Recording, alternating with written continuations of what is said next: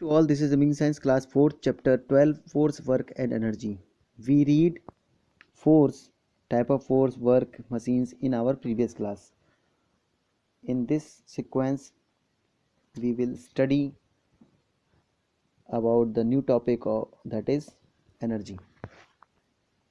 Energy is defined as the ability to do work. Energy को हम इस प्रकार से डिफाइन कर सकते हैं क्योंकि ये जो वर्क होता है उसके काम करने की क्षमता को एनर्जी कहते हैं. Energy is required to do all kind of work.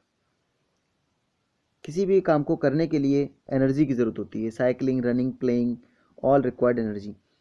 Cycling, playing करना, रनिंग करना, खेलना कूदना, इन सभी में ज़रूरत होती है किसकी? एनर्जी की. All living things need energy to live and work. सभी जीवित चीज़ों को ज़रूरत होती है एनर्जी की जिंदा रहने के लिए और काम करने के लिए. Type of energy. Heat energy. It is obtained by burning fuel such as wood, coal, gas and oil and gas. इसे प्राप्त करने के लिए फ्यूल को यानी कि ईंधन को जलाना होता है. जैसे कि लकड़ी को, कोयले को, ऑयल को या गैस को हम जलाते हैं तो हमें हीटिंग एनर्जी मिलती है. This energy is needed to cook food and to keep our self warm. यह जो एनर्जी होती है इसकी ज़रूरत खाना पकाने में और हमें खुद को गर्म रखने में होती है. Electrical energy. It is obtained from generator, dynamo, chemical reaction in cells and batteries etcetera.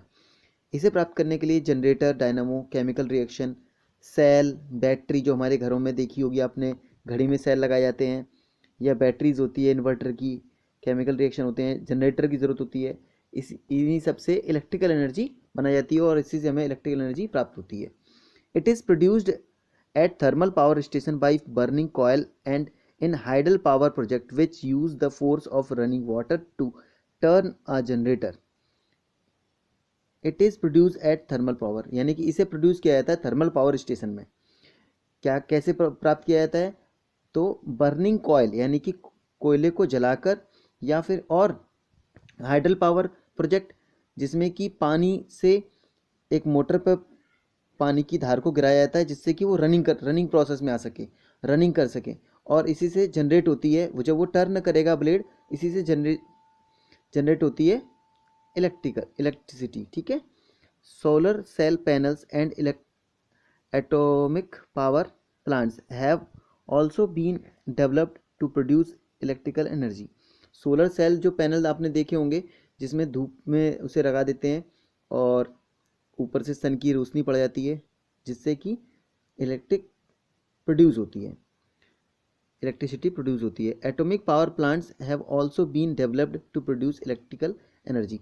और एटॉमिक जो पावर प्लांट्स होते हैं वहाँ से भी इलेक्ट्रिकल एनर्जी को प्रोड्यूस किया जाता है. Electrical energy is use to produce light and run different machine. Electrical energy का उपयोग अलग अलग प्रकार की मशीनों को चलाने में और लाइट को प्रोड्यूस करने में किया जाता है. Almost every machine uses electrical energy in one way और द अदर.